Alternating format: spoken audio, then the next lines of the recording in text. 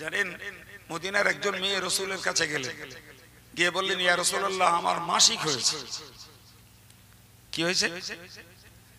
আমরা আরবিতে যাকে হায়েজ বলি, ভালো বাংলায় তাকে ঋতু বলে, চলতি ভাষায় মেয়েরা বলে মাসিক, আবার ইংরেজি শিখে কেউ বলে পিরিয়ড।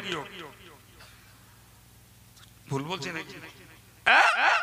ওই মেয়েটি রাসূলের কাছে যে বলছে, হুজুর আমার মাসিক হয়েছে, তো আমি মাসিক থেকে পবিত্র হব কেমন করে? সুবহানাল্লাহ বলে। যারা আল্লাহকে চিনিনি, নবীকে চিনিনি, যারা ইসলাম কাকে বলে জানতো না, তারাই আল্লাহ চিনে, নবী চিনে, ইসলামের এই একটা সামান্যতম বিষয় শিখবার ব্যাপারে কতটা আগ্রহী। খোদ নবীর কাছে যে বলছে, ইয়া রাসূলুল্লাহ, আমি মাসিক থেকে পবিত্র হব কি করে? রাসূল বললেন যে হাদিসের শব্দ হচ্ছে কুরসু, তুমি তুলো জাতীয় একটা কাপড় নাও, তোমার রক্তগুলো মুছে ফেলো, মুছে ফেলে ওই জায়গাটাকে তুমি ধুয়ে ফেলো, এরপর 3 বার কুলি করো, 3 বার নাকে পানি দাও, সমস্ত শরীরটাকে রগড়ে ধুয়ে ফেলো, তুমি পবিত্র হয়ে যাবে। মেয়েটি বলল, হুজুর আমি ঠিক বুঝতে পারি। হযরত আম্মা জান আয়েশা সিদ্দিকা রাদিয়াল্লাহু আনহা মেয়েটির প্রশ্নও শুনছিলেন আর রাসূলুল্লাহর উত্তরও শুনছিলেন। তিনি মেয়েটার কাপড় ধরে টানলেন, এনে বললেন, আমার কাছে এসো, বাকিটা আমি তোমায় বুঝিয়ে দিচ্ছি। সুবহানাল্লাহ।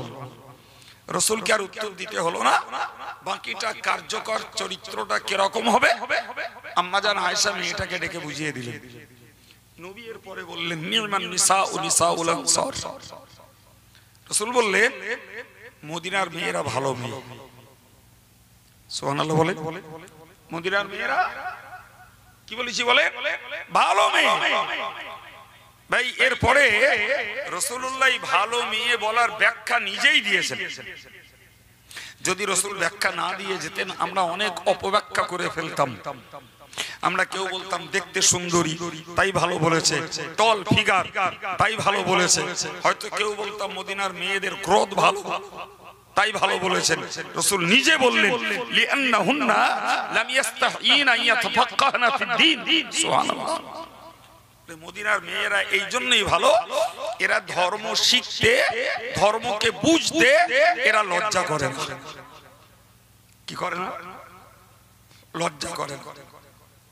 জি, তিরমিজির একটি রিওয়ায়াত এসেছে, শিফাউল আইয়া সওয়াল। নবী বলেছেন, মূর্খের ঔষধ হলো যেটা না জানে সেটা জিজ্ঞাসা করে জেনে নেওয়া, ওটাই মূর্খের ঔষধ। মূর্খতার রোগ যদি সারাতে হয় তাহলে যেটা জানো না জাননেওয়ালার কাছে জিজ্ঞাসা করো, জেনে নাও, তোমার মূর্খতার রোগ সেরে যাবে। সুবহানাল্লাহ।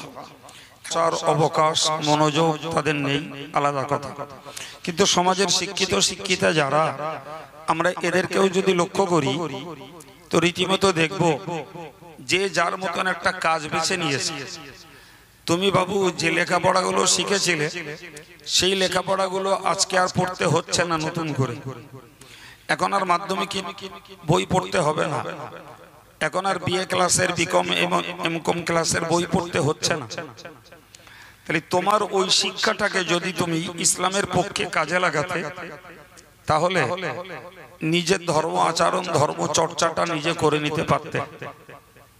আমার কথা ঠিক না ভুল? কিন্তু এত বড় কপাল যে যাদের বিদ্যা বুদ্ধি আছে তারাও তাদের জ্ঞানটাকে ইসলামের পক্ষে কাজে লাগায় না। আজকে প্রায় মানুষকে দেখা যায় যারা অ্যান্ড্রয়েড সেটগুলো ব্যবহার করছে, এই যে মোবাইলগুলো চলছে, এই মোবাইলগুলো আপনি অ্যাপস ডাউনলোড করুন, এতে কোরআন পাবেন, হাদিস পাবেন। কোরআনের তো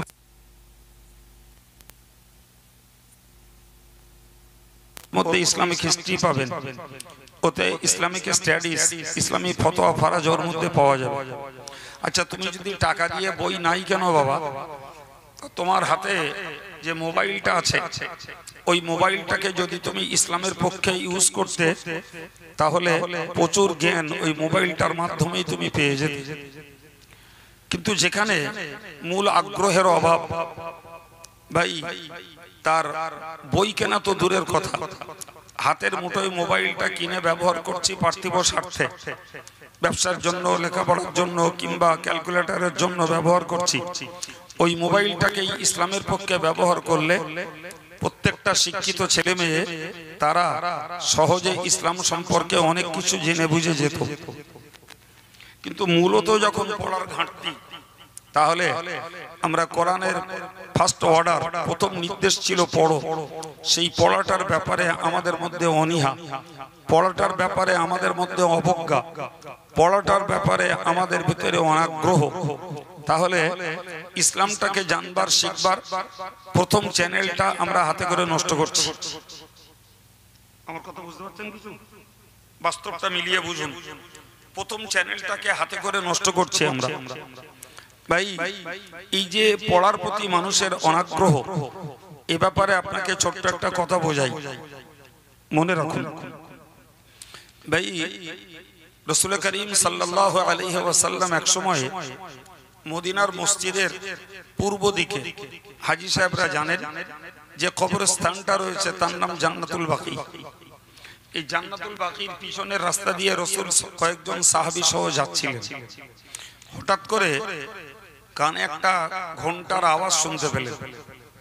রাসূলের সঙ্গে ছিলেন হযরত উরওয়া ইবনে জুবাইর, হযরত আলী, হযরত আব্দুল্লাহ ইবনে মাসউদ, এই জাতীয় জলিলুল কদর অনেক মর্যাদা সম্পন্ন বড় বড় সাহাবীরা। তো হযরত উরওয়া ইবনে জুবাইর রাদিয়াল্লাহু আনহু রাসূলুল্লাহকে জিজ্ঞাসা করলেন, হুজুর এটা কিসের আওয়াজ? তো বললেন, শয়তান তার বেশভূষা সহ বাইরে বেরিয়েছে, তো তারই চলার আওয়াজ পাওয়া যাচ্ছে। হযরত আলী আবদার করে বললেন, ইয়া রাসূলুল্লাহ, আপনি একটু শয়তানকে বলুন তো আমাদের সামনে হাজির হোক, আমি একটু শয়তানকে দেখব। তো শয়তান রাসূলের সামনে এলো। আসলে দেখা গেল তার হাতে রয়েছে একটা ঘন্টা, কোমরে রয়েছে একটা বেল্ট, মাথায় রয়েছে একটা উঁচু টুপি। তো রাসূল ইবলিসকে জিজ্ঞেস করলেন, ইবলিস তোর হাতের ঘন্টাটা কেন? তো বললো, হুজুর, দুটো লোক যখন ঝগড়া বাঁধায় আমি এই ঘন্টাটা তখন বাজাই। আমার ঘন্টা বাজানো যত ভালো হয় ওদের ঝগড়াটা তত গাঢ় হয়। মানে এই ঘন্টার আওয়াজের বিভোরে ওদের রাগের মাত্রা বেড়ে যায়, কারে কি বলে আর কার প্রতি কি আচরণ করে তার হিতাহিত জ্ঞান থাকে না। কথা বুঝতে পারছেন? বলে, তোর কোমর বেল্ট কেন? তো হুজুর, আপনি শুধু বেল্ট দেখছেন না, ওতে দেখুন অনেকগুলো ছিদ্র আছে। এই ছিদ্রগুলো হলো এক এক প্রকৃতির মানুষকে এক এক পর্যায়ে পথভ্রষ্ট করার পদ্ধতি এটা। এই যতগুলো ছিদ্র দেখছেন, প্রত্যেকটা ছিদ্রে রয়েছে এক একটা প্রক্রিয়া। এক প্রক্রিয়া দিয়ে পীর সাহেবের পথভ্রষ্ট করি, একটা ছিদ্র দিয়ে আলেমের পথভ্রষ্ট করি, একটা ছিদ্র দিয়ে হাফেজ সাহেবের পথভ্রষ্ট করি, আর একটা ছিদ্র দিয়ে একজন ব্যবসায়ীকে পথভ্রষ্ট করি। ঠিক এরূপ ভাবে প্রত্যেকটা ছিদ্রের এক একটা পথ আছে, সেই পথ দ্বারা আমি মানুষকে বিভ্রান্ত করি। তো বললে, হুজুর, বললে ইবলিস তোর মাথায় টুপি, তো হুজুর দেখছেন এই টুপি, এটা হলো পার্থিব সৌন্দর্য। যে মানুষগুলো দুনিয়াতে বিভোর হয়, আমি এই টুপির সৌন্দর্য তাদের অন্তরে প্রকাশ করি। বিনিময়ে তারা দুনিয়ার প্রতি আকৃষ্ট হয়ে পড়ে, তারা দিন ভুলে যায়, ধর্ম ভুলে যায়, ইসলামকে ভুলে যায়, তারা দুনিয়ার প্রতি বেশি বিভোর হয়ে পড়ে। এই কথাগুলো বলার পরে রাসূলুল্লাহ ইবলিসকে জিজ্ঞাসা করেছিলেন, ইবলিস কামা আদা আল্লাহকা, বললে বলতো তোর শত্রু কারা? কতগুলো তোর শত্রু? ইবলিস তার জবাবে বলল, হুজুর, 15 নফর, 15 শ্রেণীর লোক আমার শত্রু। আর বলি বলল, আনতা আউয়ালুহুম, আপনি হলেন তাদের মধ্যকার প্রথম এবং প্রধান শত্রু। কাকে বলল? কথা বলেন আমার সঙ্গে, কাকে বলল? রাসূলকে। তো ইবলিস যখন রাসূলকে শত্রু বলল, রাসূল মিচকে মিচকে হাসলেন। সাহাবায়ে কেরাম খুব রেগে গেলেন। জি। তো রাসূলুল্লাহ ইবলিসকে জিজ্ঞাসা করেন, হ্যাঁ, আমি তোর প্রথম শত্রু কেন? কেন তোর প্রথম শত্রু? ইবলিস তার জবাবে বলেছিল যে, আনতা আযহারতা দ্বীন ওয়া আফসাদতা কানা বাইনি ওয়া বাইনান নাস, বললে হুজুর আপনি প্রথম শত্রু, তার কারণ হলো আপনি মানুষের মাঝে ধর্মের জ্ঞান ছড়িয়ে দিয়েছেন, আর মানুষ এই ধর্ম জ্ঞান যত চর্চা করেছে তত আমাকে চিনতে পেরেছে, ফলে তাদেরকে বিভ্রান্ত করা আমার জন্য কঠিন হয়ে গেছে। আপনি যদি মানুষের মাঝে ধর্মজ্ঞান না ছড়াতেন, মানুষের মধ্যে যদি আপনি ধর্মজ্ঞান ধর্মের শিক্ষা মানুষকে না দিতেন, তাহলে মানুষ সহজে আমাকে চিনতে পারত না, আমার চক্রান্ত মানুষ বুঝতে পারত না, আমি সহজেই মানুষকে বিভ্রান্ত করতে পারতাম। কিন্তু আপনি যেহেতু মানুষের মাঝে ধর্মজ্ঞান ছড়িয়েছেন, এর ফলস্বরূপ আপনি আমার প্রথম শত্রু হয়ে দাঁড়িয়েছেন। সম্মানিত ভাইরা আমার, আমি আপনাদেরকে বোঝাতে চাইছি, ওই যে মানুষ পড়ে না, ওই না পড়ার পিছনে শয়তানের হাত রয়েছে। কথা বুঝতে পারছেন কি? শয়তান জানে এরা পড়লে এদের চোখ খুলে যাবে, এরা পড়লে এদের জ্ঞানের পরিধি বেড়ে যাবে, ফলে তখন এদেরকে বিভ্রান্ত করা আমার পক্ষে কঠিন হয়ে যাবে। সাহাবীরা নবীকে বললেন, ইয়া রাসূলুল্লাহ, শয়তান আপনাকে প্রথম শত্রু বলল আর আপনি হাসলেন, রহস্যটা কি? তো রাসূল বললেন, আমি হাসবো না কেন? যে শয়তানের যত বড় শত্রু সে আল্লাহর তত কাছের বন্ধু।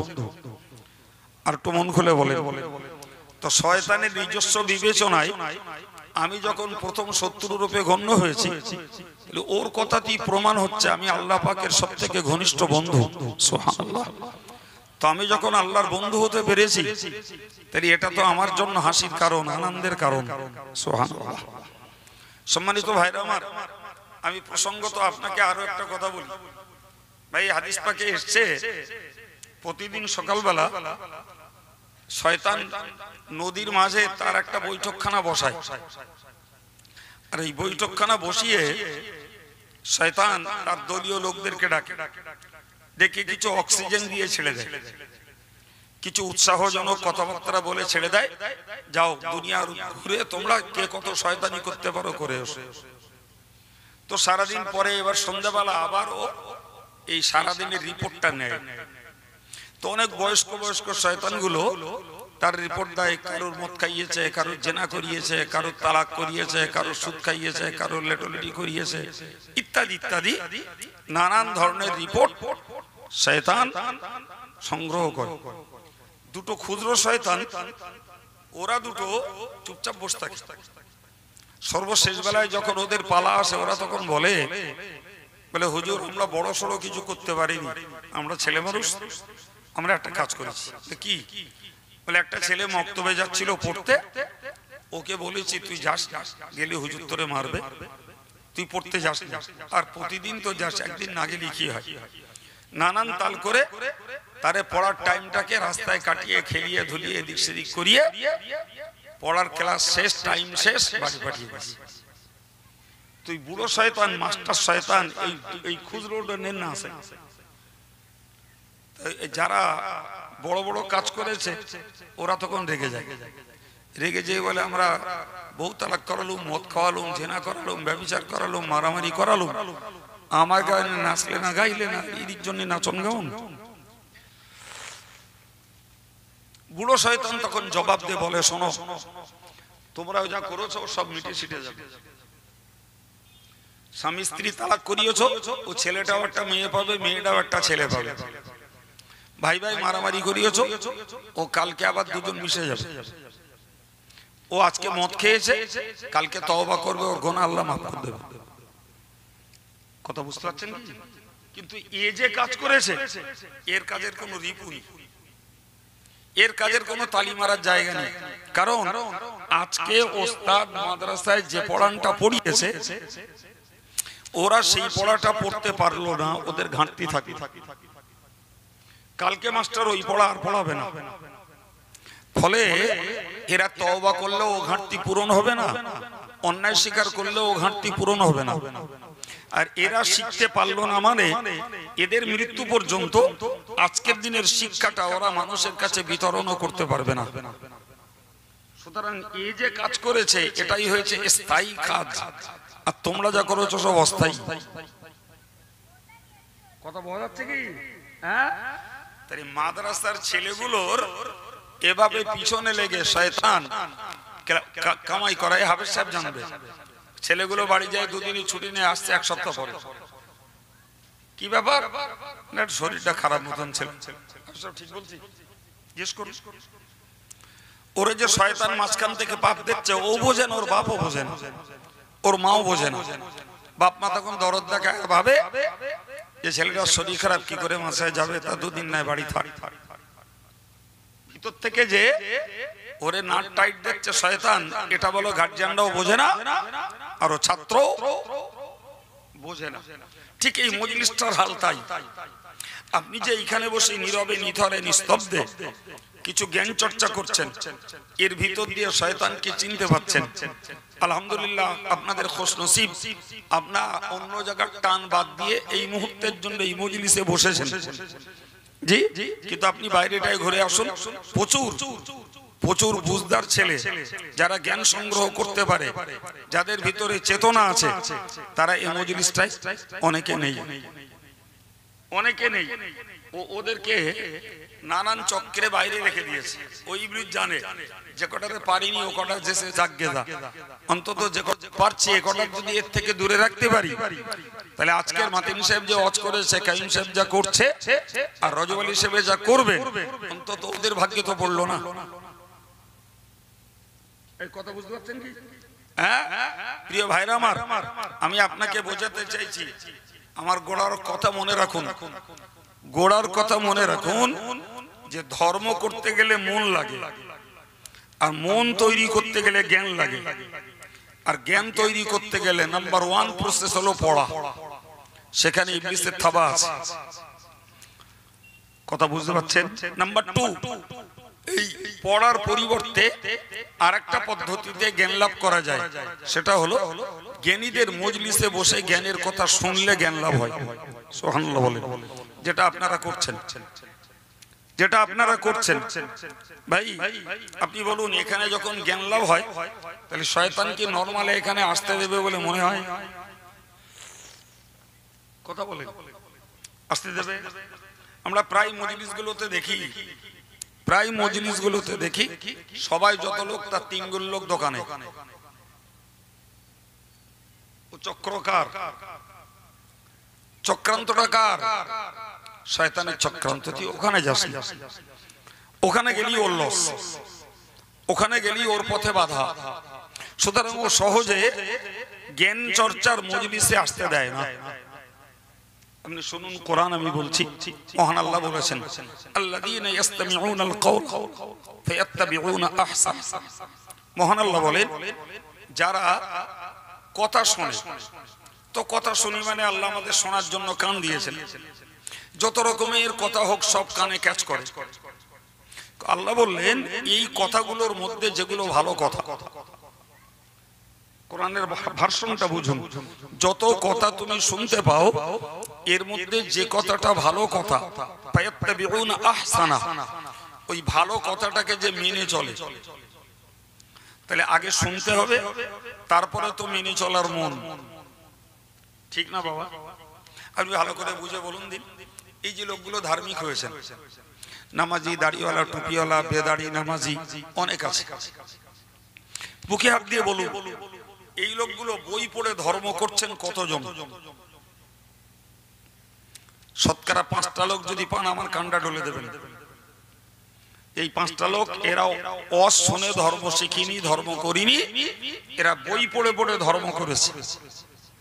5টা লোক 100 জন ধার্মিকের মধ্যে দেখাবেন, আমি কানমলা খাবো, দেখাতে পারবেন না? বলতে পারে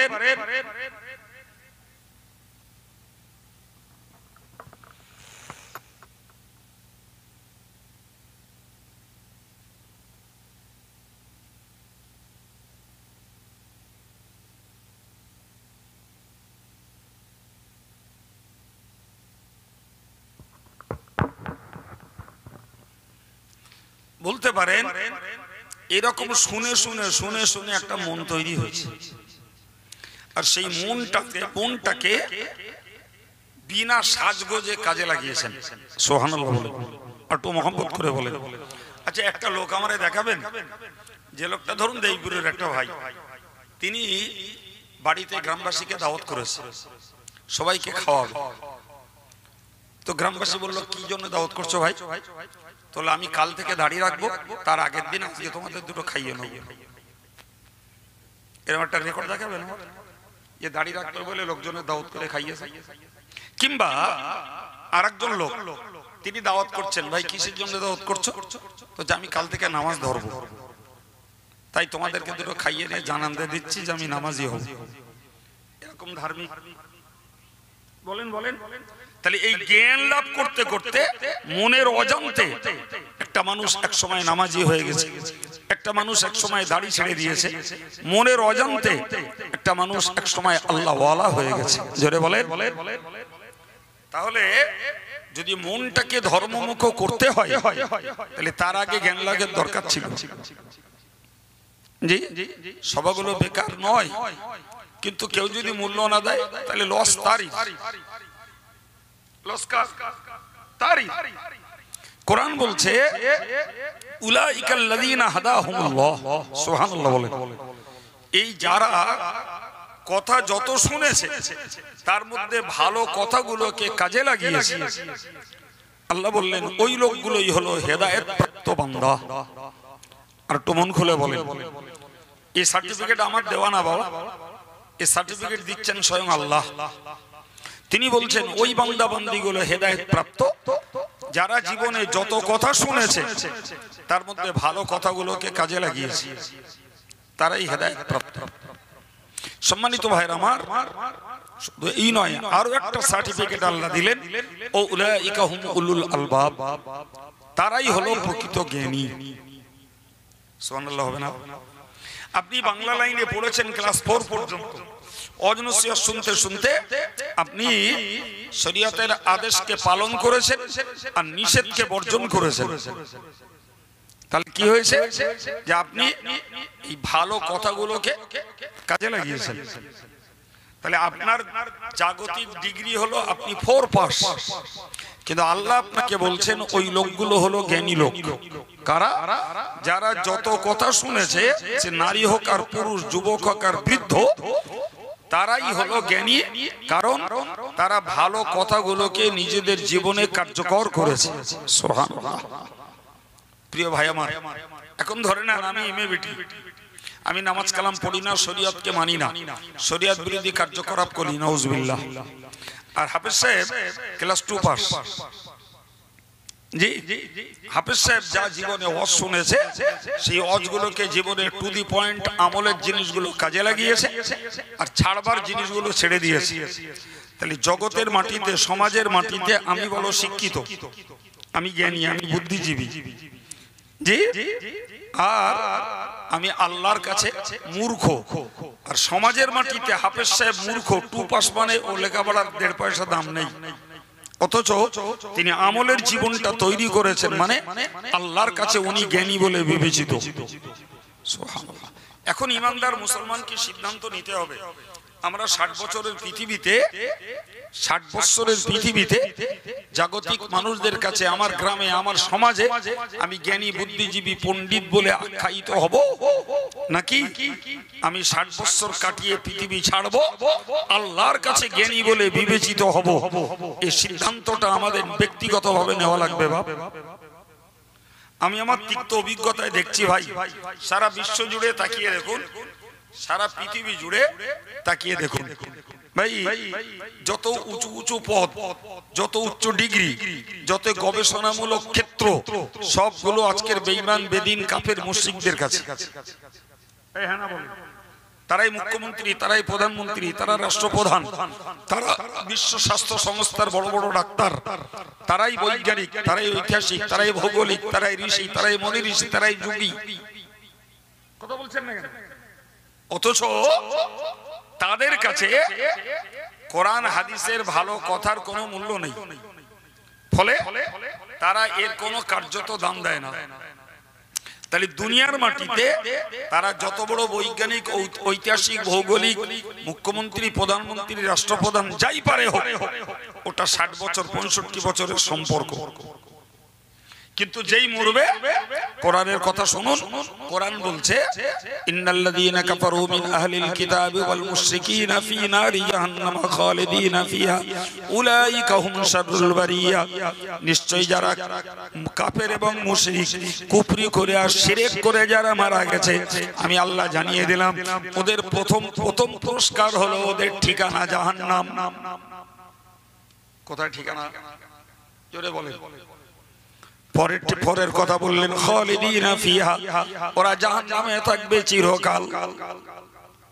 3 নম্বরে বললেন উলাইকা হুম শাররুল বারিয়া, নিশ্চয়ই তারাই হলো সৃষ্টির ভিতরে সবথেকে নিকৃষ্ট। দুনিয়াতে তারা কি?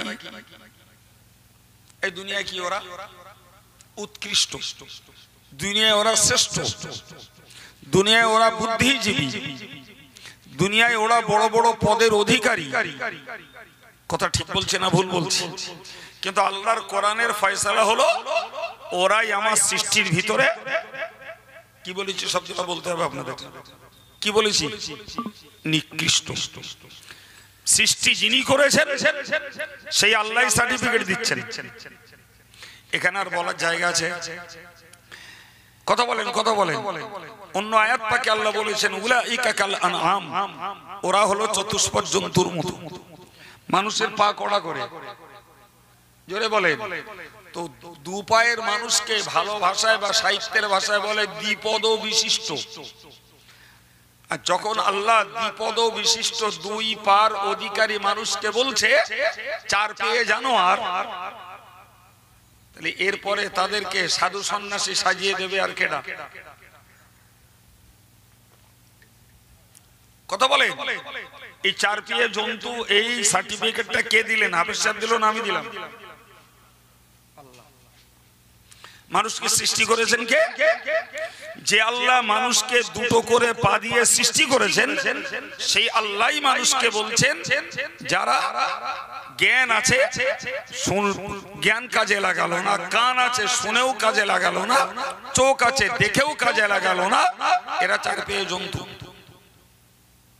এখন আদার্স কমিউনিটির যারা নন মুসলিম লেভেলের যারা, তাদের কথা ছাড়ুন, যারা মুসলিম গ্রাউন্ডে মুসলিম কমিউনিটির ভিতরে ভাই, এরা যদি কোরআনের কথা শুনেও না শোনার ভান করে, জি আল্লাহর আযাব গজব দেখেও না দেখার ভান করে, এদের কলব আছে হৃদয় আছে বুঝেও না বোঝার ভান করে, ভাই তাহলে হোক না এরা কলেমার ঘরের ছেলে মেয়ে, কিন্তু এরপরেও কোরআনের ভার্সন অনুযায়ী এরাও চতুষ্পদ জন্তুর সমতুল্য।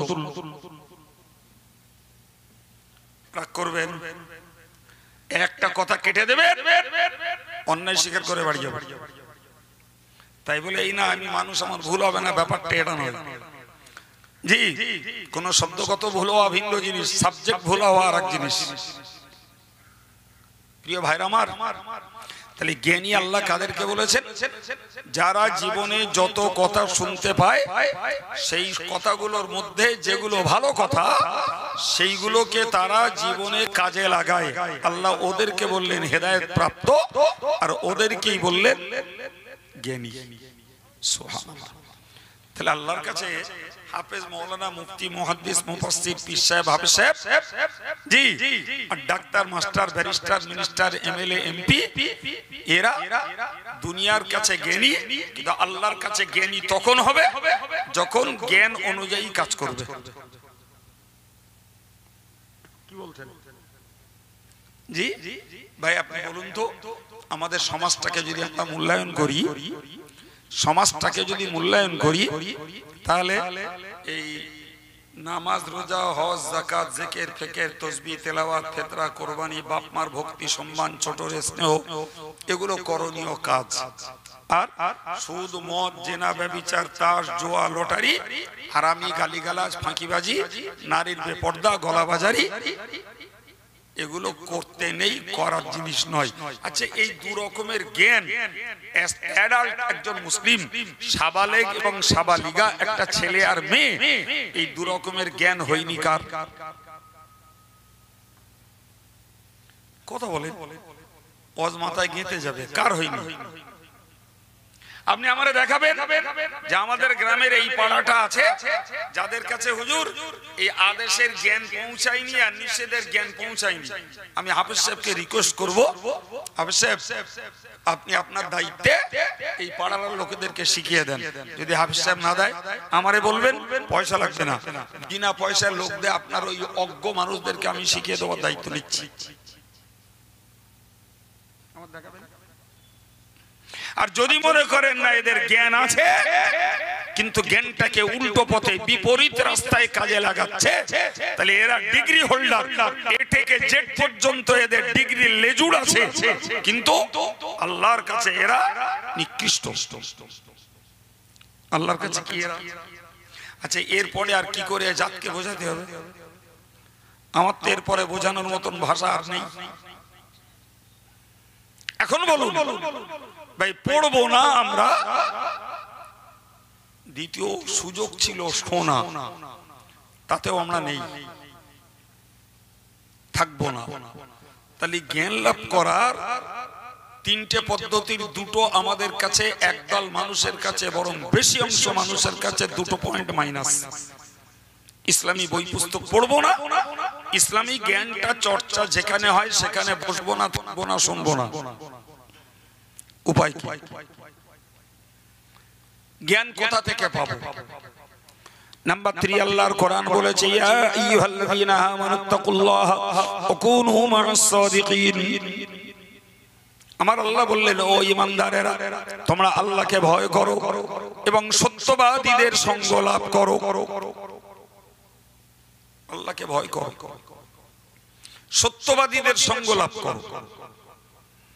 যারা সত্যবাদী, যারা সাধু সজ্জন, এদের সঙ্গ লাভ করো। বিশ্বাস করুন ভাই আমার, একটা ভালো পরিবারের ভালো শিক্ষিত ছেলে, এই ছেলেটাকে আপনি একটা কুসঙ্গে মিশতে দেন, 2 বছর পরে দেখবেন ওর শিক্ষা দীক্ষার সংস্কৃতি, ওর ভদ্রতা, নম্রতা সবগুলো পরিবর্তন হয়ে অশিক্ষা, উচ্ছৃঙ্খল তৈরি হয়ে এবং ছেলেটার আচার আচরণ রুষ্ট রূঢ় হয়ে বেরিয়ে আসছে। আপনি একটা মোস্ট অর্ডিনারি পরিবারের একটা ছেলেকে, অশিক্ষিত পরিবারের, দরিদ্র পরিবারের, অসামাজিক পরিবারের একটা ছেলেকে ভদ্র পরিবেশে, বিনয় নম্র পরিবেশে একটা জ্ঞানী গুণী মানুষের কাছে 2 বছর তাকে থাকতে দেন, তার ভাষা, তার চালচলন, তার আচার ব্যবহার সবগুলো দেখবেন পরিবর্তন হয়ে গেছে। এই জন্য কবি বলেছেন, সোহবতে সালেহ তোরা সালেহ কুনা। কবি বলে, সৎ সঙ্গ তোমাকে সৎ বানিয়ে দেবে, অসৎ সঙ্গ তোমাকে অসৎ বানাবে। আজকের আমাদের সমাজ ব্যবস্থা পড়া নাই, সোনার পরিবেশে নাই। সঙ্গ দেবে, দেবীপুরে একটা বড় সুন্দর মসজিদ চলছে, সেখানে বোনোফাইড একজন ইমাম আছেন, নিত্য যিনি ডিউটি করছেন। মসজিদ আছে, এই মাদ্রাসা আছে, সেখানে একাধিক শিক্ষক 24 ঘন্টা ডিউটিতে রয়েছে। আচ্ছা, এই গ্রামের 50টা যুবক যদি হয় মসজিদের ইমাম অথবা মাদ্রাসার শিক্ষক, তাদের কাছে যে বলতেন, হুজুর আমরা গ্রামবাসী, মসজিদও আমরা চালাই, মাদ্রাসাও আমরা চালাই, জি, পরের ছেলেরা এসে লেখাপড়া শিখে যাচ্ছে, আমাদের একটু শেখা হচ্ছে না।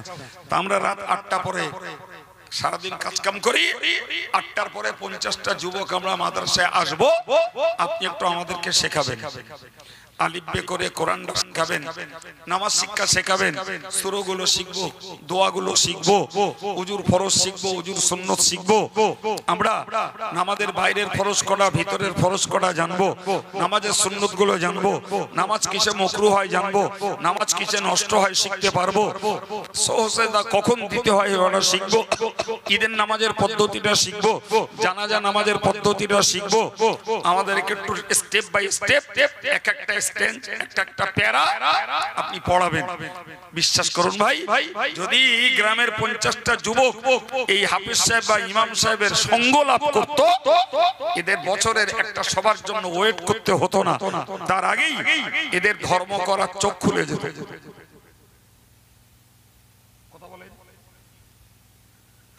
নাই বাবা, এরা চায়ের দোকানে থাকবে, এরা টিভিতে থাকবে, এরা ক্যারাম বোর্ডে থাকবে, এরা রাজনীতির মাচায় আড্ডা দেবে।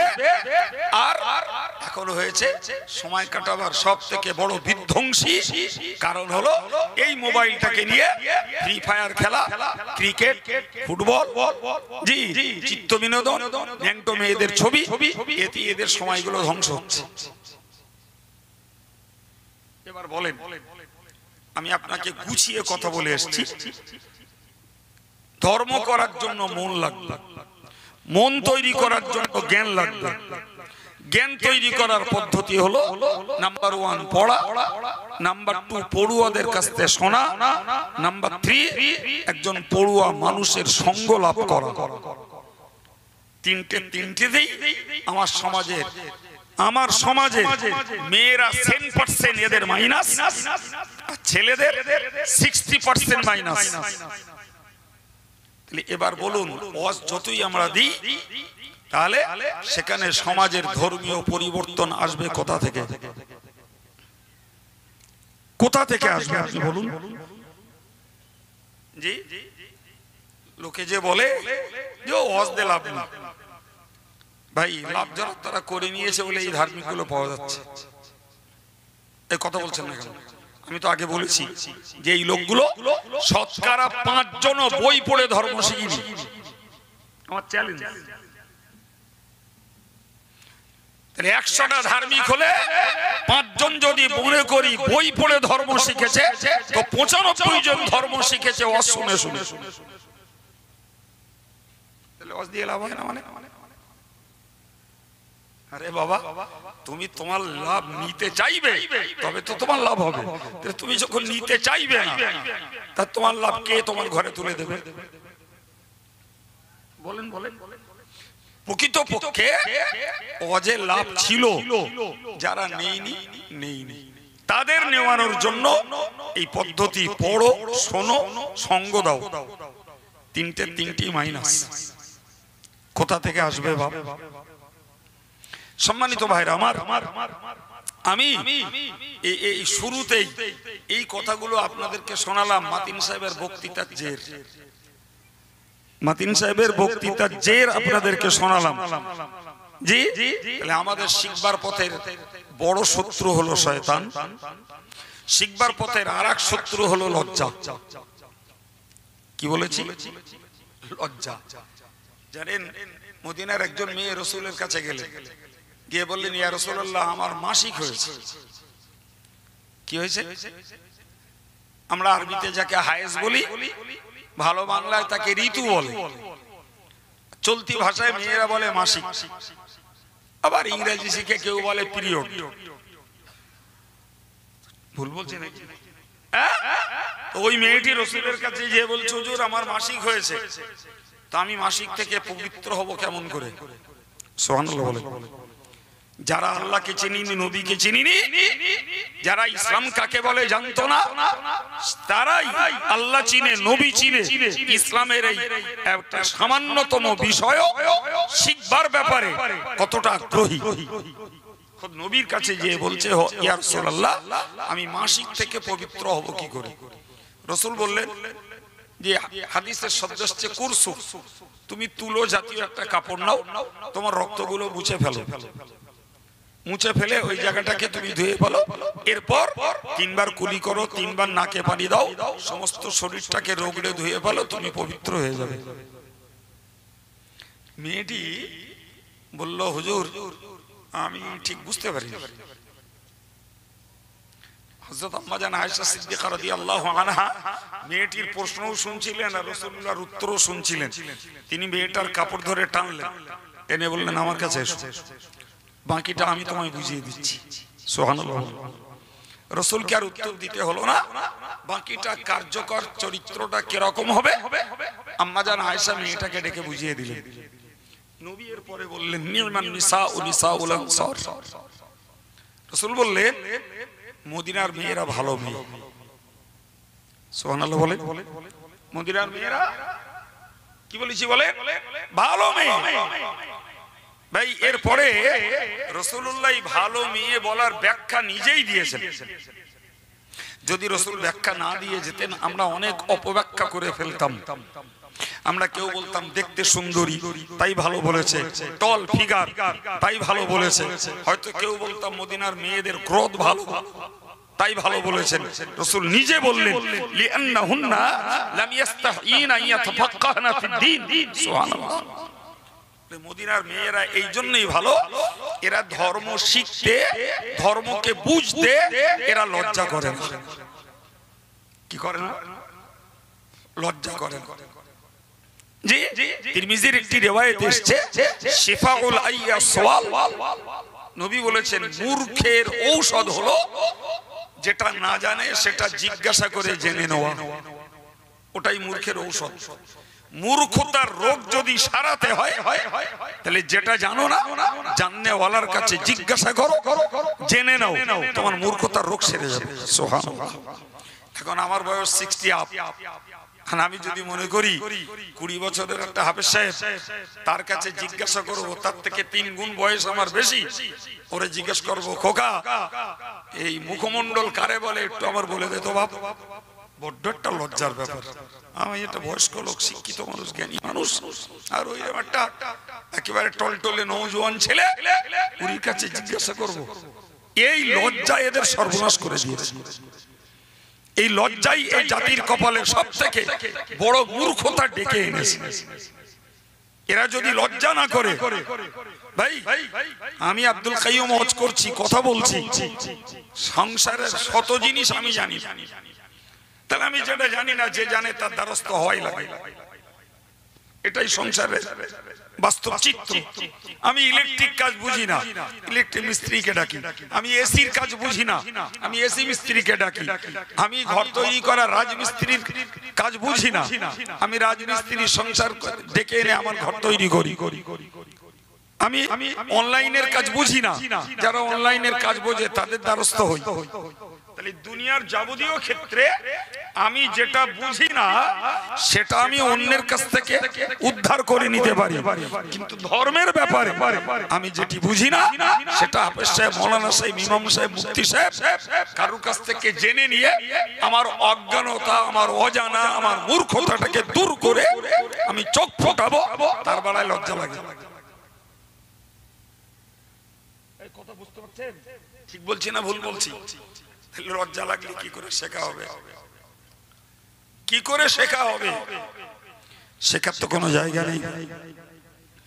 সম্মানিত ভাইরা আমার, তো আমি আপনাকে বোঝাতে চাইছিলাম যে আমরা যারা মজলিসে বসেছি কম বেশি তারা জেনেছি, কাজেও লাগিয়েছি আলহামদুলিল্লাহ। বাকিটুকু মৌত পর্যন্ত আমাদের ধরে রাখার ডিউটি। ঠিক না ভুল? তবে ভাই আমি এতক্ষণ ধরে আপনারা যা বকেছি, এরকম বকতে থাকলে আমার আজকের টাইম অতি শেষ হয়ে যাবে, তা আমি ওদিকটা আর যাবো না। আমি একটা মূল কারণ আপনাদের খুঁজে দেই, ওই মূল কারণটা একটু খুঁজে নেন, তাতে যদি কিছু ভাইদের উপকার হয় তাহলে আজকের এই পরিবেশ তৈরি করা কমিটির জন্য, আপনাদের জন্য, বক্তা আমাদের জন্য সার্থক হবে। একবার দরুদ শরীফ আল্লাহুম্মা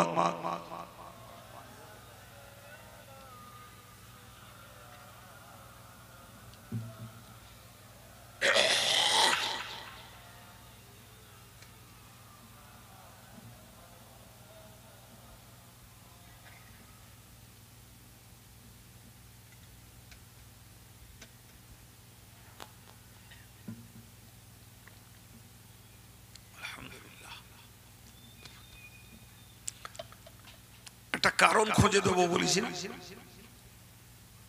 মনে আছে আপনাদের? একটা কারণ খুঁজে দিচ্ছি। এই কারণটা উদ্ধার করতে পারলে আমাদের কিছু উন্নতি হতে হবে। ভাই আমি এই কারণটা আপনাকে বোঝাচ্ছি। কোরআন শরীফের একেবারে সূরা বাকারার প্রথম একটু অংশ গোড়ায় পড়েছিল, আপনাদের হয়তো ঠাঁই ঠিকানা জানা নেই, সাহেব জানে। সেখানে আল্লাহ বলেছেন যালিকাল কিতাব, এই সেই কিতাব। তার মানে ইন্ডিকেট করেছেন কোরআনের দিকে। কিসের দিকে? কোরআন শরীফের দিকে। বললেন এই সেই কিতাব। অভ্যন্তরীণ কথা ছিল, কথা হলো যা ছিল লৌহে মাহফুজে, সুবহানাল্লাহ, জি, 7 তবক আসমানের ঊর্ধ্বে একটা সুরক্ষিত ফলকে ছিল। সেখান থেকে জিবরিল মারফত নবীর কাছে পাঠিয়ে দিয়েছেন, আর নবী সেটাকে মানুষের দরবারে পৌঁছে দিয়েছেন। যুগের পরিবর্তনে সেটাই আলহামদুলিল্লাহ কিতাব আকারে মসজিদে মাদ্রাসাতে আমাদের ঘরে ঘরে সেই কোরআন পৌঁছে গেছে। অতএব লৌহে মাহফুজের কোরআন এখন আমাদের ঘরে।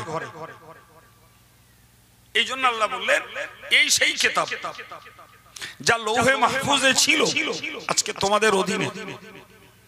লা রাইবা ফীহি, এই কিতাব আমি আল্লাহর পক্ষ থেকে নাজিল হয়েছে, এতেও সন্দেহ নেই।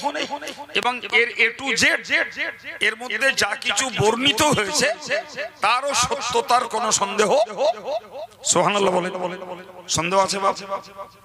এর পরের অংশে আল্লাহ বললেন হুদাল লিল মুত্তাকিন, হুদাল লিল মুত্তাকিন। এই কিতাবটি হলো যারা খোদা ভীরু হতে চায়, যারা পরহেজগার হতে চায়, যারা সংযত মানুষ হতে চায়, তাদের জন্য পথ প্রদর্শক। মন খুলে বলে, একটু মহব্বত করে বলে। তাহলে কোরআন এক কথায় বলতে পারা যায় পথ প্রদর্শক। কাদের জন্য? এই শব্দটা মুখস্থ করে ফেলুন, মুত্তাকিনদের জন্য। কাদের জন্য বাবা? জোরে বলেন, কাদের জন্য? আর মুত্তাকিন মানে বলেছি খোদা ভীরু, অর্থাৎ যে আল্লাহকে ভয় করে। মুত্তাকি মানে বলেছি পরহেজগার, যে হারাম এবং সন্দেহ থেকে বেঁচে গুছে চলতে চায়। আরেকটা বলেছি সংযত, বাংলা বাংলি বলেছি। তার মানে যে মানুষটা নিজেকে সামলে চলে, এই মানুষটার জন্য কোরআনে রয়েছে সুন্দর পথ। তো আল্লাহ বললেন মুত্তাকিনদের জন্য কোরআন পথ প্রদর্শক। কারা মুত্তাকিন? তার অনেক কটা গুণ বলা আছে, আমি একটা গুণের উপরে আপনাকে কথা বলছি। আল্লাযীনা ইউমিনুনা বিল গায়ব, যে মুত্তাকিন হলো তারা যারা অদৃশ্যকে বিশ্বাস করে।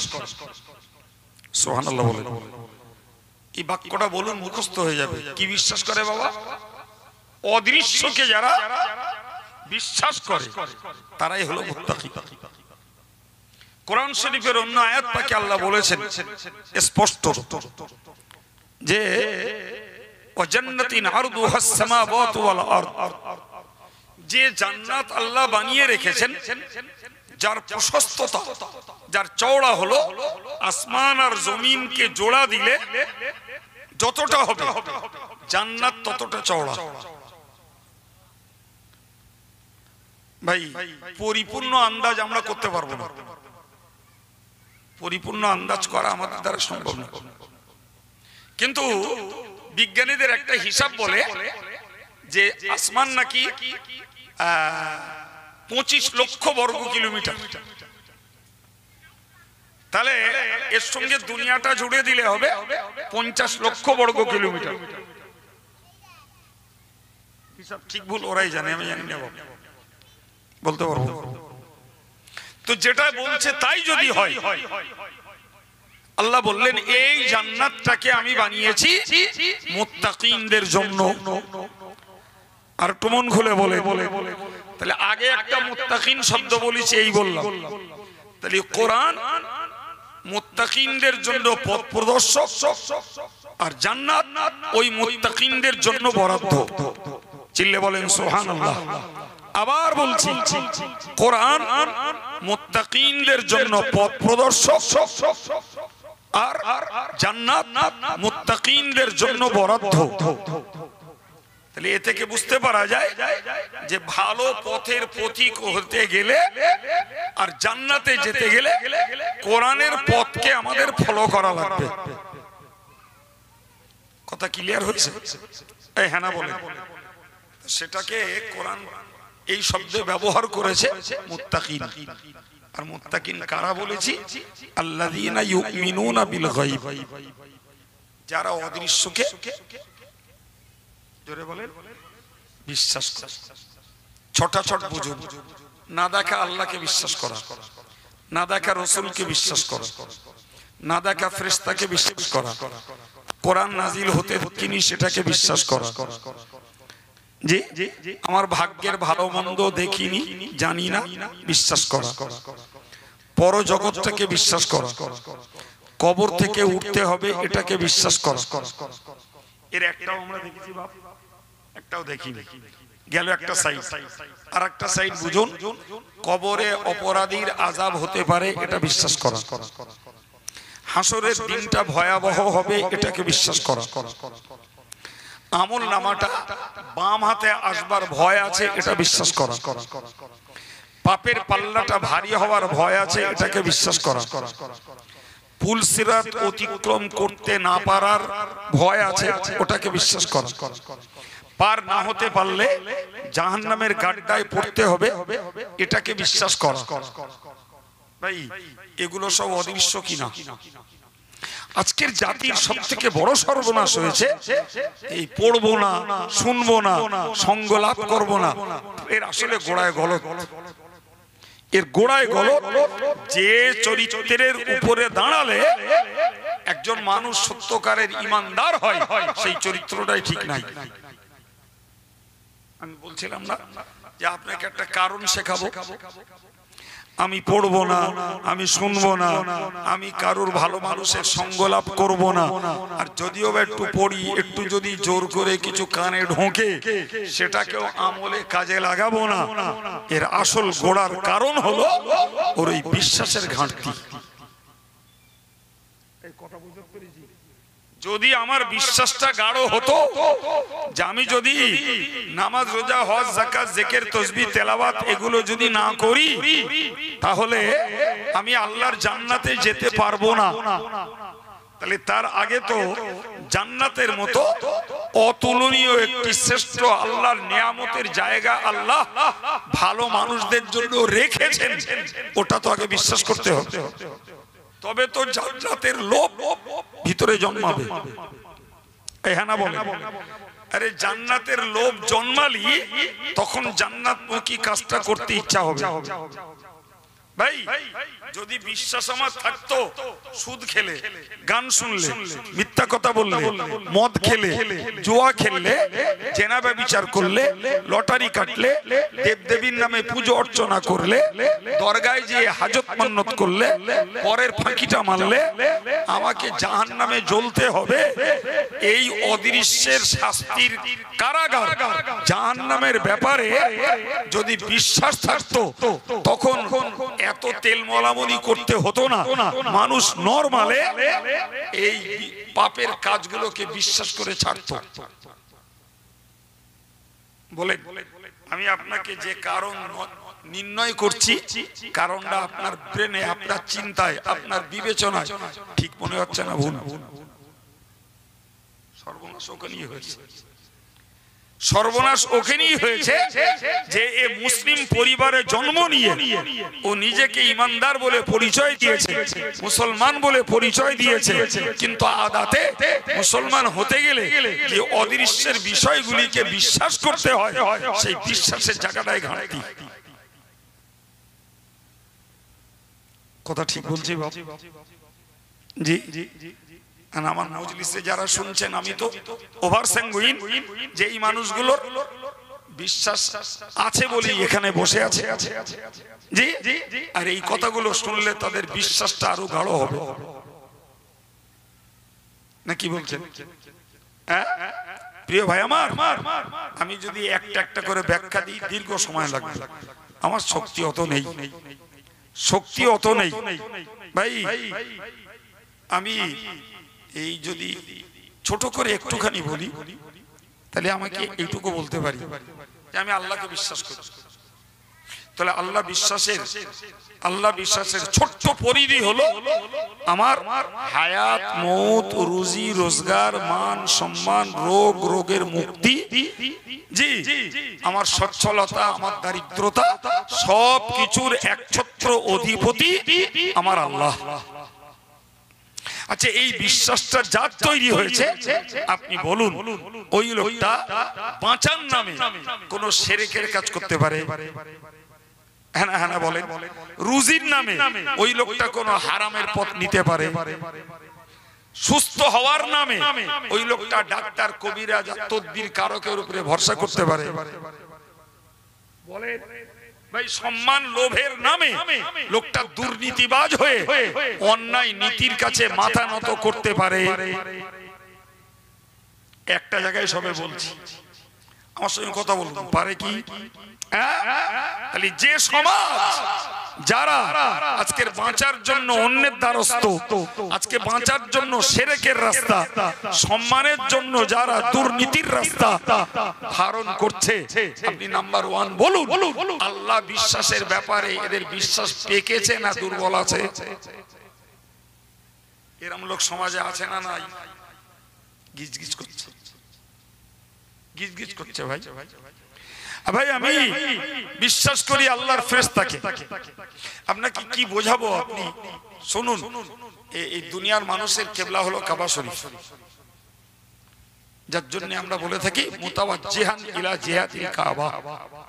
আমরা নামাজে বলি না ভাই, জি, আমি আকৃষ্ট হচ্ছি কাবার দিকে। মুতাওয়াজ্জিহান ইলা জিহাতিল কাবা এর মানে হলো আমি আকৃষ্ট হচ্ছি কাবার দিকে। তো এই দুনিয়াতে মানুষের কিবলা জন্য যেমন কাবা আছে, এর বরাবর 7 আসমানের ঊর্ধ্বে আরেকটা কাবা আছে। ওই কাবাটার নাম হলো বাইতুল মামুর। কি বলে? আর ওই কাবাটাকে ফলো করে ইবাদত করে ফেরেশতারা। সুবহানাল্লাহ। তো কিতাবে এসেছে, তাফসীর কারকেরা লিখেছেন যে ইয়াদখুলু ফীহি ফী কুল্লি ইয়াউমি ৭০,০০০ মালাক। প্রতিদিন ওই কাবায় প্রবেশ করে ৭০,০০০ ফেরেশতা। কত বলেছি বাবা? একটু জোরে বলেন। ৭০,০০০ ফেরেশতা। আর একবার যে ঢোকে কিয়ামত পর্যন্ত সেই ফেরেশতার আর ঢোকার সুযোগ নাই। কিছু বোঝা গেল কি? আচ্ছা বলুন দিন, যদি দিনে ৭০,০০০ করে ফেরেশতা ওই বাইতুল মামুর নামক কাবায় প্রবেশ করে, আর সেই দিনের জন্য তার ইবাদতের ওটাই ফিক্সেশন, ওটাই নির্ধারণ, কিয়ামত পর্যন্ত তার আর ওই বাইতুল মামুরে ঢোকা হবে না। এবার আপনারা একটু বলেন যে ফেরেশতার সংখ্যা কি গোনা যাবে? বলেন বলেন, কি সর্বনাশ বলুন দিন। কিতনা ফেরেশতা না জানি আল্লাহ, যে দিনে কত করে ঢুকছে? ৭০,০০০। আর একবার যে ঢুকেছে কিয়ামত পর্যন্ত আর করো বাবা। এই ফেরেশতাকে বিশ্বাস করতে হয় আমাদের। জি, আমাকে বিশ্বাস করতে হবে। আমার নিজের কাছেও ফেরেশতা আছে, তেনারা নূরের তৈরি। নূর মানে আলো, আলোর কোনো ওজন নেই। ফলে আমাদের কাছে ফেরেশতা থাকলেও আমরা কোনো ভার বুঝতে পারি না। আলো কোনো জায়গা দখল করে না। ফলে ফেরেশতারা আমাদের কাছে আছে, তারা কোনো জায়গা দখল করেও নেই। আমাকে তো বিশ্বাস করতে হবে ফেরেশতা আছে। জি, শুধু ওই বিশ্বাস করলে হবে না, আমাকে বিশ্বাস করতে হবে ইয়ালামুনা মা তাফআলুন, তোমরা যা করছো সব ফেরেশতারা জানে। আচ্ছা, আমার কাছে ফেরেশতা আছে, তেনারা জানে, আমি বিশ্বাস করি। এরপরে আমি তাস খেলছি, ফেরেশতারা জানে না। আমি জুয়া খেলছি, ফেরেশতারা জানে না। আমি ক্যারাম বোর্ড পিটছি, ফেরেশতারা জানে না। মসজিদে আজান হচ্ছে, আমি বাইরে আড্ডা দিচ্ছি টিভির দোকানে, ফেরেশতারা জানে না। আমি রাত 10টা 11টা পর্যন্ত মোবাইল নিয়ে ফ্রি ফায়ার আর পাবজি খেলছি, হারাম শিরক খেলা খেলে যাচ্ছি, ফেরেশতারা জানে না। কথা বলছেন না কেন? আমি কি কারণ দেখিয়েছি? যে ধর্ম বই পড়ে না, ধর্মের কথা শোনে না, ধার্মিক মানুষের সঙ্গ লাভ করে না, যা শোনে তা কাজে লাগায় না, আসল কারণ হয়েছে ওর বিশ্বাসের ঘাটতি। আমার অর্থ যদি আপনার যুক্তিতে না লাগে নিতে হবে না। কিসের ঘাটতি? জোরে বলে। সম্মানিত ভাইরা আমার, আল্লাহর কোরআন বলেছে লা ইয়াসুনাল্লাহ মা আমারহুম ইয়াফআলুনা মা ইউমারুন। ওই ফেরেশতাদের গুণ হলো লা ইয়াসুনাল্লাহ মা আমারহুম, আল্লাহ পাক তাদেরকে যে আদেশ করেছেন তার এক বিন্দু আদেশকে লঙ্ঘন করে না। ওয়া ইয়াফআলুনা মা ইউমারুন, আর যে কাজের আদেশ করা হয়েছে পুঙ্খানুপুঙ্খু সেটাই আমল করে। সুবহানাল্লাহ। অতএব ফেরেশতারা যে আমলনামা তৈরি করছেন আমাদের কাজের ভিত্তিতে, লা ইউগাদিরু সগীরাতান ওয়ালা কাবীরা, ওই আমলনামায় একটা সূচের আগা পরিমাণ ভালো কাজও লিখতে বাদ যাবে না, একটা সূচের আগা পরিমাণ মন্দ কাজও লিখতে বাদ যাবে না। ওয়াজাদু মা আমিলু হাদিরা, বরং প্রত্যেকটা বান্দা যা জীবনে করেছে সবকিছুই তার সামনে দেখতে পাবে। সুবহানাল্লাহ।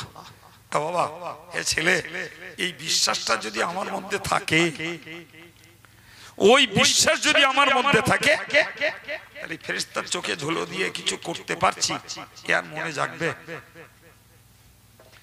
তাহলে খাটতি কোথায়? জোরে বলেন। খাটছে আমার কথা? জি ভাই, রাসূল সম্পর্কে আপনাকে একটা ধারণা দিই। রাসূলকে আর কিছু না বলি, আমরা নবী বিশ্ব নেতা বলে মানি। হ্যাঁ না বলে, জগতের মাটিতে বহু রকমের নেতা আছে, আমরা কার্যত না হলেও মুখের দাবিতে আমাদের নবীকে আমরা বিশ্ব নবী বিশ্ব নেতা বলি। ভাই, আপনাকে সব কথা বাদ দিয়ে আমি একটা কথা শুধু রাসূলের ব্যাপারে শেখাবো। ভাই, কিয়ামতের দিনে রাসূলুল্লাহ যার পক্ষে সাক্ষী দেবেন, কথা শুনছেন? রাসূলুল্লাহ যার পক্ষে সাক্ষী দিবেন সে কিয়ামতের দিনে রিলিজ পেয়ে যাবে, ছাড় পেয়ে যাবে। সুবহানাল্লাহ বলে। কিন্তু রাসূল যার বিপক্ষে সাক্ষী দেবেন তার কপাল পুড়বে। কথা বোঝা গেল? এবার বুঝুন ভাই, সাক্ষী দিতে গেলে সরজমিনে হাজির থাকতে হয়। তো রাসূল 1400 বছর আগে 63 বছর বয়স পেয়ে রাসূল পর্দা নিয়ে কবরে চলে গেছেন। এই সুদীর্ঘ 1400 বছর ধরে আমাদের মাঝে রাসূল নেই। তাহলে আমরা কি করছি, কি বলছি, এ তো রাসূল দেখছেন না। রাসূলুল্লাহর নবুয়তি জিন্দেগি, নবুয়তি জীবন পেয়েছেন 23 বছর। এই 23 বছর তার সামনে যেবা যারা করেছে সেটা নবীর নলেজে থাকা স্বাভাবিক। অতএব নবী তাদের পক্ষে বিপক্ষে সাক্ষী দিলে সেই সাক্ষীটা গ্রান্টেড, গ্রহণযোগ্য। কিন্তু নবী আমাদের মাঝে নেই, এরপরেও কিয়ামতের দিনে তিনি সাক্ষী দেবেন। কথা শুনছেন? ওটাই আমার এই প্রসঙ্গের আলোচনা। ভাই, তাফসীরে কুরতুবীতে উল্লেখ করা হয়েছে প্রতিদিন, এই প্রতি সোমবার এবং শুক্রবারের দিন, কিবার বলেছি, সোমবার আর শুক্রবারের দিন উম্মতের আমলকে নবীর দরবারে পেশ করা হয়। আর একটু মন খুলে বললেন, আব্দুল কাইয়ুম কি করছে, আব্দুর রহিম কি করছে, আব্দুর রাজ্জাক, আব্দুল সাত্তার কি করছে, সব নবীর কাছে পেশ করা হয়। নবী যদি দেখেন আমার উম্মতের আমল যথেষ্ট আছে বা বেশি আছে, আল্লাহ পাক নবী আল্লাহর দরবারে শুকরিয়া আদায় করে বলে, রব্বুল আলামিন আমার উম্মতকে তুমি আমলে কায়েম রেখে দাও। কিন্তু মনে রাখার দরকার, যদি উম্মতের পাপ আচরণ বেশি হয়ে যায় তখন নবী উম্মতের জন্য আল্লাহর কাছে ক্ষমা চান। সুবহানাল্লাহ বলে। এবার বুঝুন, আপনাকে একটা কথা খুব সহজ উদাহরণ দিই। এখানকার একজন ভাই হজ করতে গেছেন কিংবা উমরা করতে গেছেন, তো বাড়ির ছেলেটা এখান থেকে ভিডিও কল করেছে আব্বার কাছে, করে দেখছে আব্বা কাবার চত্বরে তওয়াফ করছে, অথবা দেখছে বাসায় বসে আছে, কিংবা দেখছে বাসায় খাওয়া পেওয়া করছে। তিনি একদিন ওখান থেকে ভিডিও কল করলেন, দেখলেন ছোট ছেলেটা হাল্লা ঘুমাচ্ছে, জি গিন্নি রান্না করছিল, ফোনটা ধরেছে, বড় ছেলেরা খাটে বসে আছে, চেয়ারে বসে আছে, দেখা যাবে? একটু জোরে বলেন। আচ্ছা, যিনি সৌদিতে আছেন ওনার বাড়ির চিত্রটা দেখতে ওনাকে বাড়ি আসা লাগবে? জি। আর এই ছেলেটাকে বাপের অবস্থাটা দেখতে কি সৌদিতে যাওয়া লাগবে? তাহলে ভিডিও ক্যামেরার বিনিময়ে সৌদির রিপোর্ট ভারতে বসে আর ভারতের রিপোর্ট বাড়ি বসে পাওয়া যাচ্ছে। আচ্ছা, নবীর দরবারে উম্মতের আমলগুলোকে যখন পেশ করা হবে তাহলে কি নবীকে আমাদের মাঝে আর আসা লাগবে? ওরা মরা মরা উত্তর দিচ্ছেন কেন? জ্যান্ত মতন উত্তর দেন, লাগবে আসা? হ্যাঁ, এ ছেলে সাবধান হয়ে যাও। ওই নবী যাকে তুমি বিশ্ব নবী, বিশ্ব নেতা বলে বিশ্বাস করছো, তুমি জগৎ জুড়ে কোথায় কি করছো? আল্লাহ ফেরেশতা মারাফাত তোমার কর্মচিত্র নবীর কাছে তুলে দিচ্ছেন। নবী কিয়ামতের দিনে যদি তোমার পক্ষে সাক্ষী দেন তোমার কপাল ভালো, আর নবী যদি বিপক্ষে সাক্ষী দেন তোমার কপাল কালো।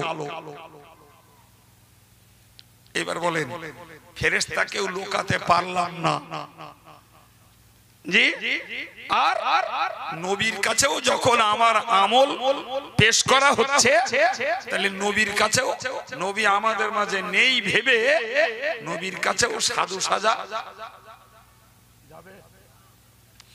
মাতিন সাহেব একটা কথা বলছিল, আমি তখন এসেছি তো ওই জন্যই কথাগুলো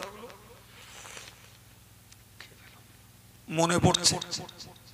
মনে আছে আপনাদের যে কোন কোন কিতাবে বলা আছে যে কবরে একটা প্রশ্ন করা হবে, সে প্রশ্নটা কি? রাসূলুল্লাহর ছবিটা দেখিয়ে বলা হবে, হাল তারিফু হাজার রাজুল, তুমি কি এই লোকটাকে চেনো? মনে পড়ছে কি এবার? না এখনো মনে আসেনি? হ্যাঁ, তো যদি লোকটা বলে হ্যাঁ চিনি, হাযা নবী মুহাম্মদুর রাসূলুল্লাহ, ইনি আমার নবী মুহাম্মদ সাল্লাল্লাহু আলাইহি ওয়াসাল্লাম, ওই এক উত্তরেই বোঝা যাবে ও আল্লাহকেও চেনে, কোরআনকেও চেনে, ইসলামকেও চেনে, ইসলামী শরীয়তকেও মেনে চলেছে, যার ফলে নবীকে চিনতে পেরেছে। মনে পড়ছে এবার?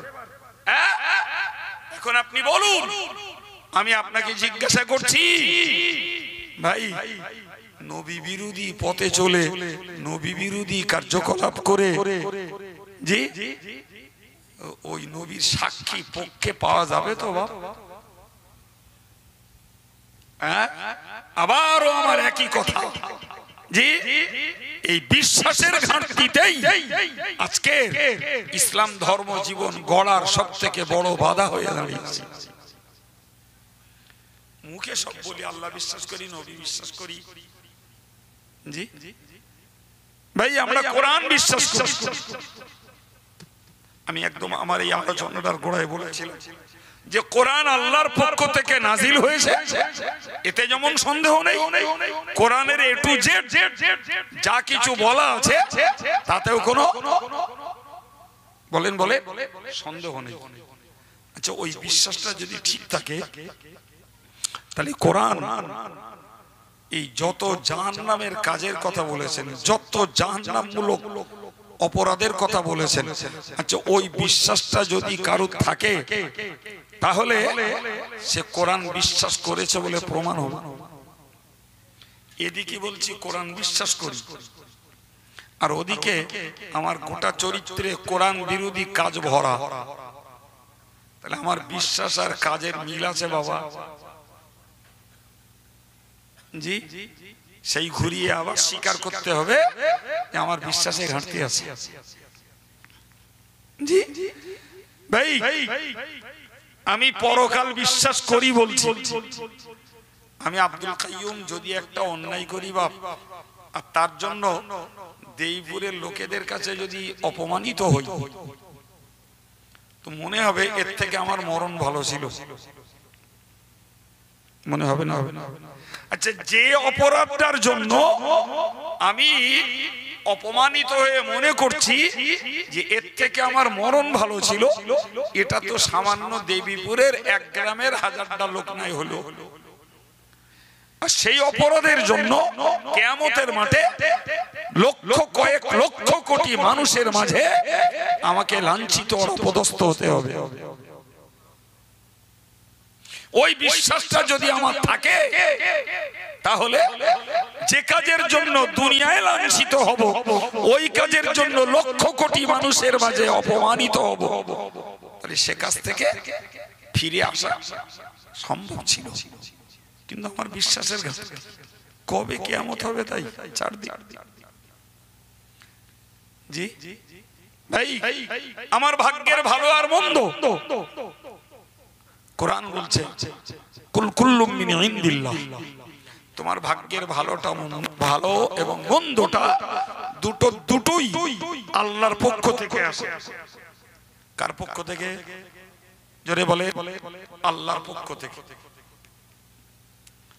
এটাই যদি আমার বিশ্বাস হয়, তাহলে আমার আব্বা মরা, মা মরা, বিবি মরা, ছেলে মরা, আমার ব্যবসায় লস খাওয়া, আমার ফসল পাতিতে ক্ষতি হয়ে যাওয়া, জলকারে ভাইরাস হয়ে লক্ষ লক্ষ টাকা লস খাওয়া, ভাটার ইট নষ্ট হওয়া, এগুলো আমার ভাগ্যের লেখা।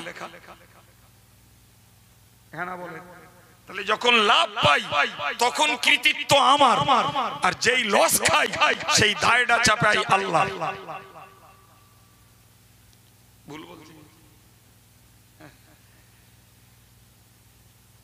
একজন আরেকজনে জিজ্ঞেস করছে, বলছে ভাই তোমার ধান কেমন হয়েছে? বলছে আমার ধান খুব ভালো হয়েছে। বলছে কিরকম? তো হচ্ছে আমার বিঘায় 12 বস্তা হচ্ছে। তোমার তো ভালোই হয়েছে ভাই, আমার 8 বস্তার বেশি হয়নি। তো হচ্ছে খোকা, ধান কি হয়? ধান ফলিয়ে নিতে হয়। আমি আমার বানানোর কথা বলছি মনে হচ্ছে? ইমানদারদের ভাষা বলছি, ইমানদারদের ভাষা বলছি, সবাই না, কিছু কিছু ভাই। তা ভালো, তুমি ফলিয়ে এনেছো, সার, কীটনাশক, পানি, টাইম টু টাইম নিংড়ানো, সবকিছুর কাজ করেছো, আগামী বছর আবার চাষ করেছে, সেই চাষে 2 বস্তা ধান আর 10 বস্তা চিটে। বলছে না খোকা, এবার আর খোদা মিট দিলে না।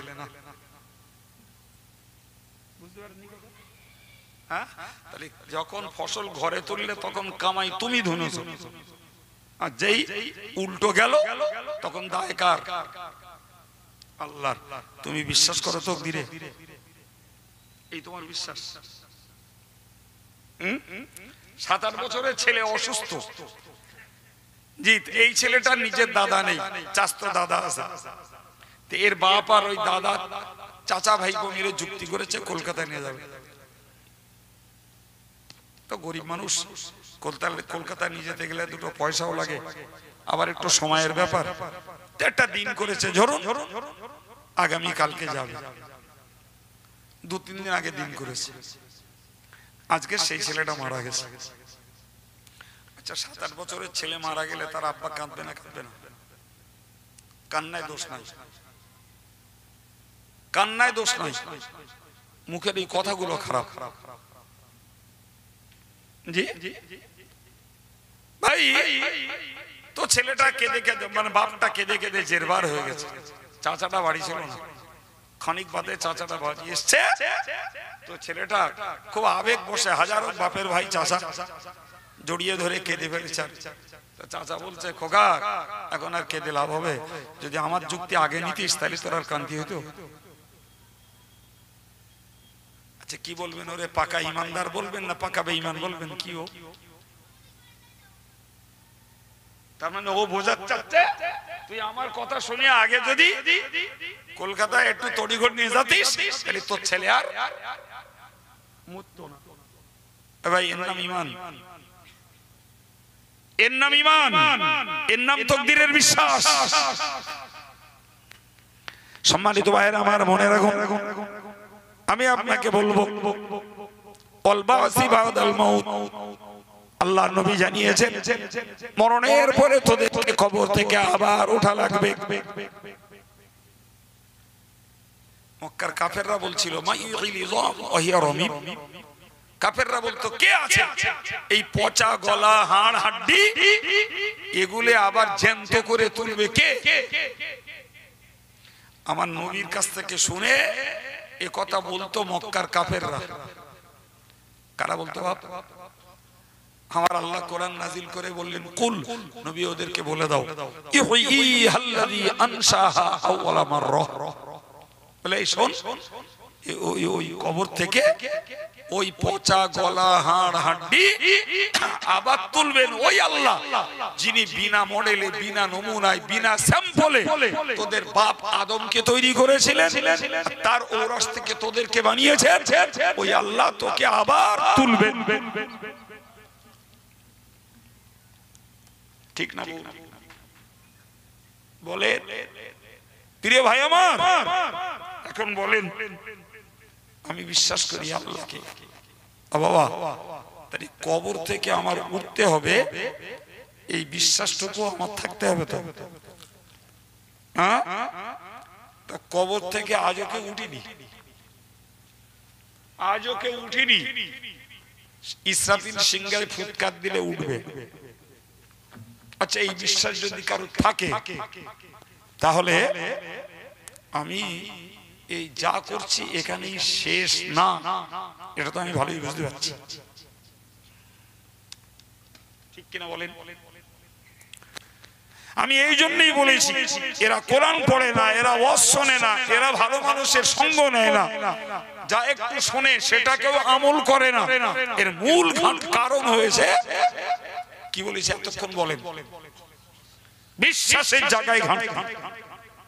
চাই সে আল্লাহর ব্যাপারে বলুন, ফেরেশতার ব্যাপারে বলুন, নবীর ব্যাপারে বলুন, জি কিতাবের ব্যাপারে বলুন, আর পরকালের ব্যাপারে বলুন, ওদিকে তাকদীরের ব্যাপারে বলুন, আর কবর থেকে ওঠার ব্যাপারে বলুন, প্রচুর মানুষের এই বিশ্বাসের জায়গায় ঘাটতি। বাপ, বিশ্বাস যদি স্বচ্ছ হতো, চরিত্র গড়া যেত। বিশ্বাস যদি মজবুত হতো, নামাজ পড়া যেত। বিশ্বাস যদি মজবুত হতো, শরিয়ত বিরোধী কাজ থেকে নিজেকে বাঁচানো যেত। বিশ্বাস যদি নিখুঁত হতো, ভাই বিশ্বাস করুন, আল্লাহর কাছে দুটি হাত তুলে কাঁদা যেত। কিন্তু সর্বনাশ হয়ে গেছে বিশ্বাসের জায়গায় ঘাটতি। আমি আপনাকে একটা সাজানো গোছানো কথা শুরু থেকে পর্যন্ত বলে বলে এসেছি। ভাই আমার একান্ত অনুরোধ, আলহামদুলিল্লাহ যারা ধর্ম করছেন, এদের বিশ্বাস রয়েছে বলেই এরা ধর্ম করছেন। আমাদের ছেলেরা, মেয়েরা, ঘরের বউরা যারা ধর্ম করে না, এদের ভিতরে বিশ্বাসের ত্রুটি আছে। বাপ, এদের যদি বিশ্বাসটাকে আমরা সাজিয়ে দিই, ভুলে বোঝাই, তারাও যদি নিজেরা বোঝে, এদের জীবনটা ধর্মে পূর্ণ হবে ইনশাআল্লাহ। সম্মানিত ভাইরা, আমার ইসলামভাজন মাওলানা সাহেব তিনি মাইকে আসছেন, তার আলোচনা আপনারা এবার শুনবেন। আমি বিদায় নেব। বিদায়ের আগে আপনাদের কাছে একটু বলবো, আমাদের সংগঠনের ছেলেদের মেয়েদের যত মাদ্রাসা চলছে, তার প্রথম মাদ্রাসা আমার আব্বার হাতে গড়া দেশবাসীর সাহায্যের প্রতিষ্ঠান বনিকেরা আদর্শ হিফজুল কোরআন ও রহমানিয়া হাই মাদ্রাসা। আমি গত বছর এই মজলিসে, সভাটা ছিল আমাদের রবিউল ইসলামের বাড়ির পাশে, বনিকেরা মাদ্রাসার ইসালে সাহেবের দাওয়াত দিয়েছিলাম।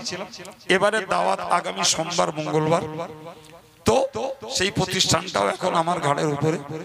আমি আপনাদের কাছ থেকে এই প্রতিষ্ঠানের উন্নয়নে ইসালে সাহেবের জন্য দুটো সাহায্য চাচ্ছি বাবু। 10 টাকা, 20 টাকা, 50 টাকা, 100 টাকা। আমাদের রেজাউল 200 টাকা দিয়েছে। যদি কষ্ট না মনে করেন, পকেটে হাত দিয়ে 10, 20, 50, 100 টাকা পেলে হয় সামনে আছেন, উঠে আসুন, না হলে আমি রেজাউলকে বলছি একটু মজলিসটাতে ঘুরে আসার জন্য। যদি কারোর মন হয় বাবা, তাহলে আমাদের সংগঠনের এই প্রথম প্রতিষ্ঠান, এটাকে আমাদের আলেমরা না সবাই এক একটা প্রতিষ্ঠানে বিজড়িত, ফলে এক্সট্রা ভাবার সুযোগ অন্যদের নাই। জি, যে কারণ এই প্রতিষ্ঠানটার ব্যাপারে আমাকে একটু ভাবতে হয়। মাতিন সাহেব এত পরিমাণ বাইরের কাজে জড়িয়ে যে এই প্রতিষ্ঠানটার ভাবনাও মাতিন সাহেবের ভাবার মতন অবকাশ হয়তো ওকেশনালি একটু হয় না, ধারাবাহিক ভাবে মাতিন সাহেবের ভিতরেও ভাবনা চিন্তার খুব সময়ের অভাব। যাই হোক, তো আমি আপনাদের চেয়েছি শুকরিয়া আল্লাহর দরবারে, আপনারা সবাই কম বেশি একটু সহযোগিতা করছেন, যে আল্লাহ তৌফিক দিন। সবাই আমাদের হাফেজ সাহেব 100 টাকা